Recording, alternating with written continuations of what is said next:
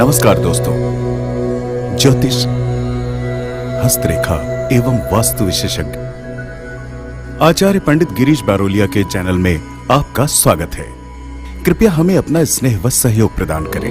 हमारे चैनल को सब्सक्राइब करें और बेल आइकॉन को प्रेस करें। साथ ही अपने आत्मीयजनों के साथ इसे अधिक से अधिक शेयर करें।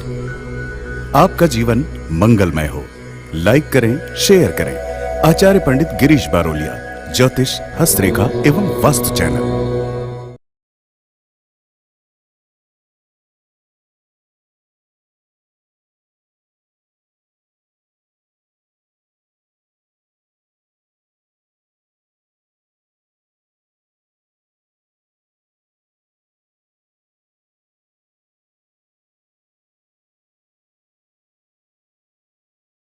राधे राधे, जय श्री कृष्णा। नमस्कार, मैं आचार्य पंडित गिरीश बारोलिया। गायत्री महामंत्र।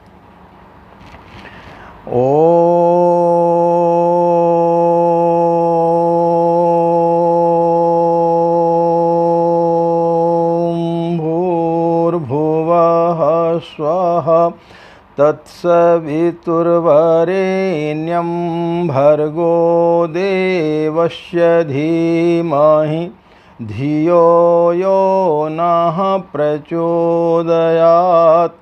अज्ञानतिमिरान्धस्य ज्ञानाञ्जनशलाकया चक्षुरुन्मीलितं येन तस्मै श्रीगुरवे नमः।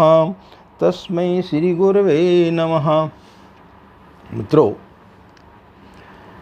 गायत्री की तांत्रिक साधना के बारे में आज हम बंगाल के एक प्रसिद्ध संत के बारे में जानकारी देंगे कि उन्होंने अपने जीवन में गायत्री की तांत्रिक साधना की थी और उन्हें क्या अनुभव प्राप्त हुआ। सर्वप्रथम तांत्रिक साधनाओं के बारे में कुछ थोड़ी सी हम आपको जानकारी दे दें। दो प्रकार की साधना होती मित्रों, एक होती है दक्षिण मार्गी और दूसरी होती है वाम मार्गी।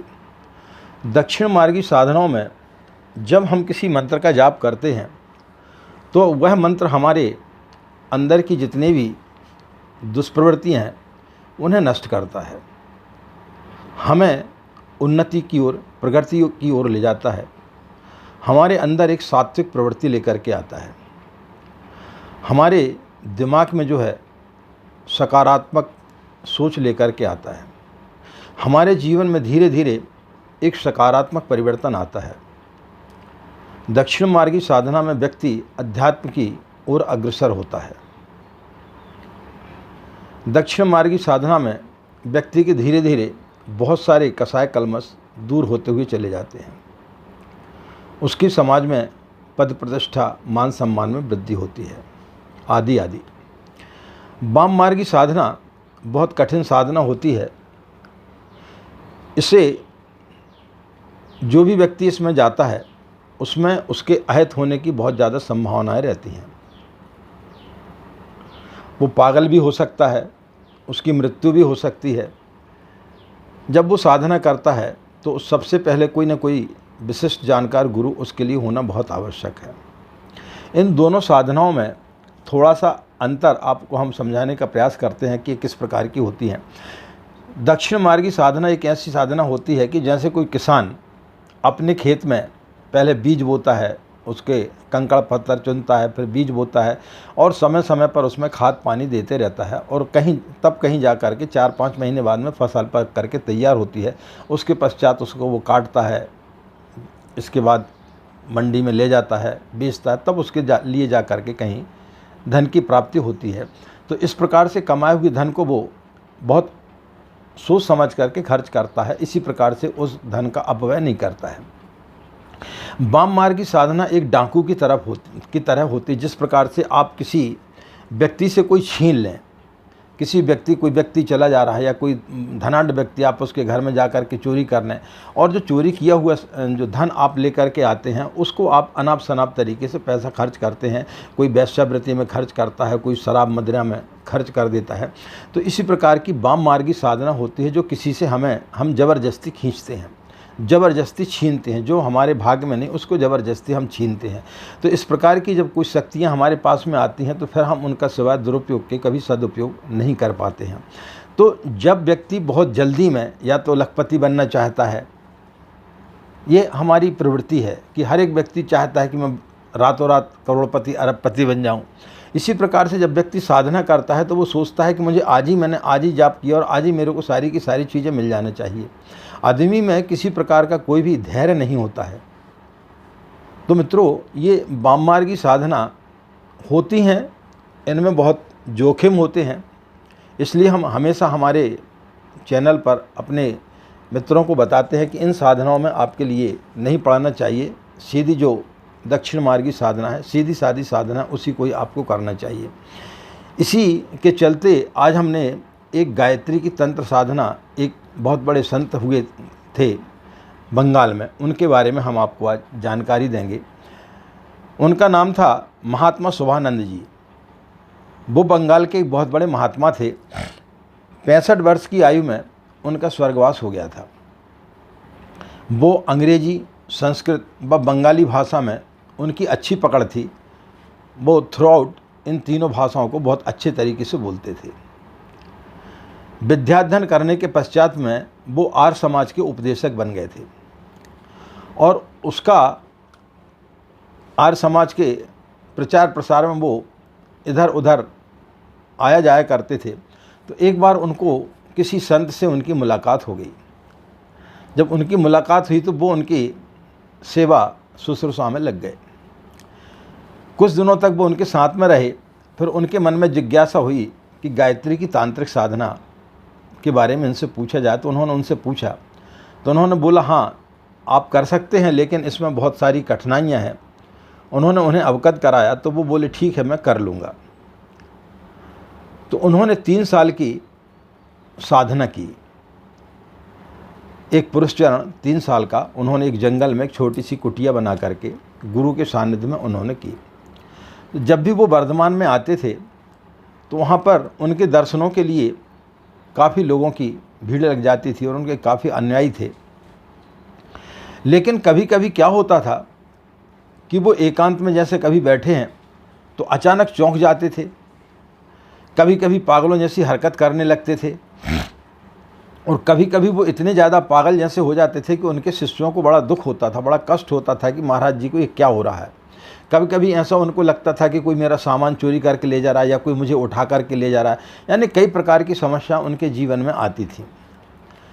तो एक बार जब वो बिल्कुल शांत चित्त में थे, अच्छे मूड में थे, तब उनके एक शिष्य ने हिम्मत करके उनसे पूछा कि महाराज आप ये बताएं कि आप कभी कभी इस प्रकार का व्यवहार क्यों करते हैं, इसका क्या कारण है।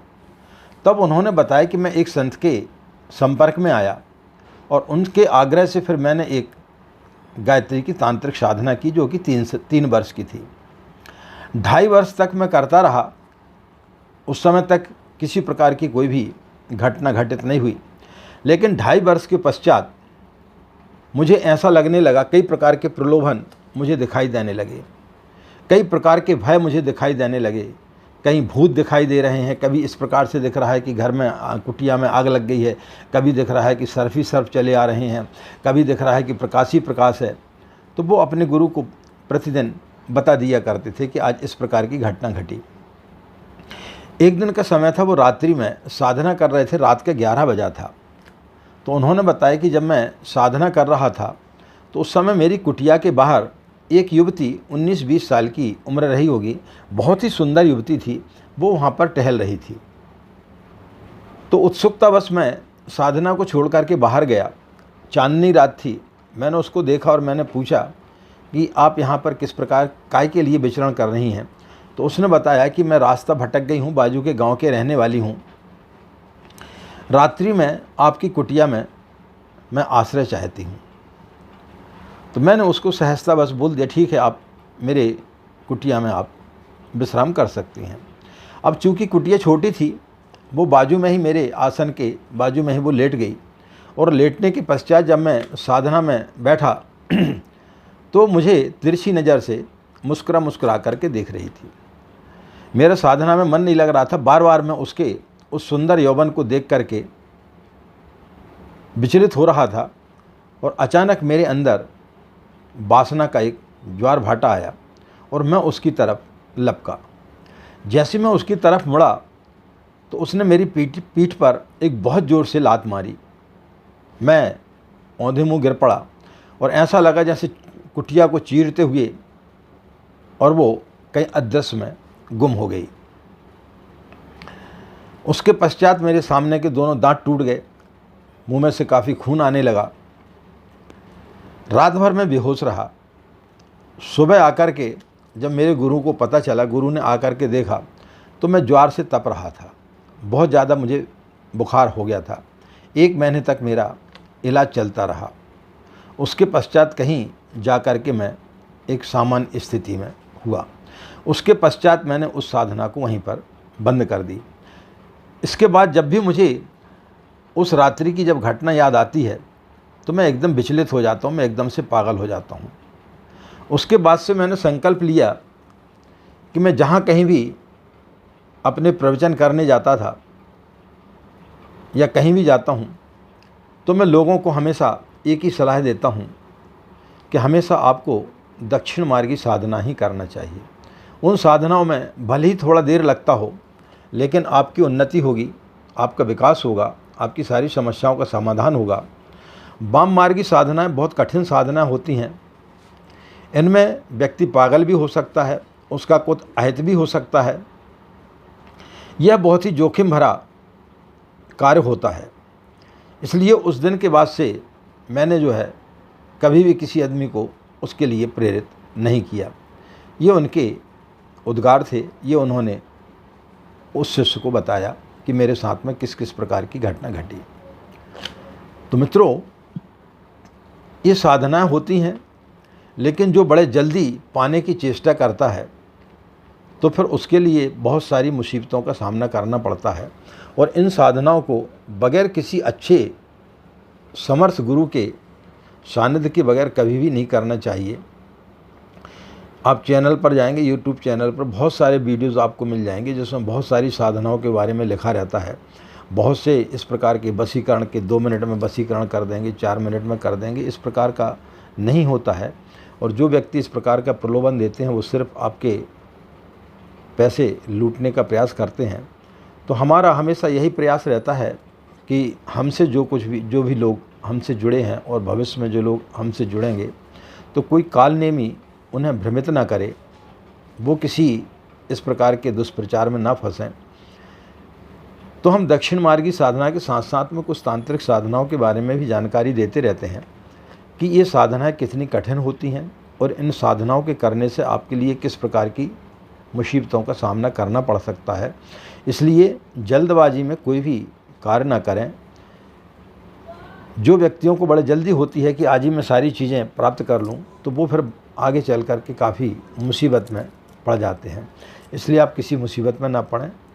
सिर्फ सीधी सादी जो गायत्री माँ की साधना है, गायत्री मंत्र का आप नियमित रूप से जाप करें तो निश्चित रूप से धीरे धीरे आपके अंदर कई प्रकार के बदलाव आएंगे, जिन्हें आप स्वयं देख पाएंगे, आसपास के लोग भी देख पाएंगे और आपको भी अनुभव होगा कि हमारे अंदर पहले से कई गुना ज़्यादा कई प्रकार के परिवर्तन आ रहे हैं।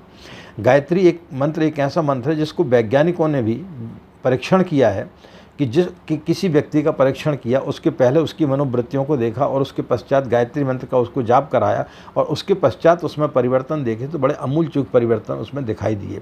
तो बड़े धीरे धीरे परिवर्तन होते हैं व्यक्ति के अंदर। इसलिए धीरे धीरे इनकी साधना करना चाहिए, लेकिन इन साधनाओं में आपको नहीं फंसना चाहिए। इसी उद्देश्य से हमने यह वीडियो बनाया था और आगे भी हम बहुत सारे लोगों के बारे में आपको जानकारी देंगे कि किसने गायत्री की साधना की और उसे क्या फल प्राप्त हुए। तो मित्रों, आशा है यह जानकारी आपके लिए काफ़ी प्रेरणादायक लगेगी, प्रेरणादायक आपके लिए सिद्ध होगी। यदि आप लोगों ने हमारे चैनल को अभी तक सब्सक्राइब नहीं किया तो इसे सब्सक्राइब जरूर कर लें और इसी प्रकार अपना स्नेह व प्यार बनाए रखें। आपका दिन मंगलमय हो, आप लोग खुश रहें, मस्त रहें। माँ गायत्री की असीम कृपा इसी प्रकार आप लोगों के ऊपर बनी रहे। हमें आज्ञा दें। नमस्कार। ओम।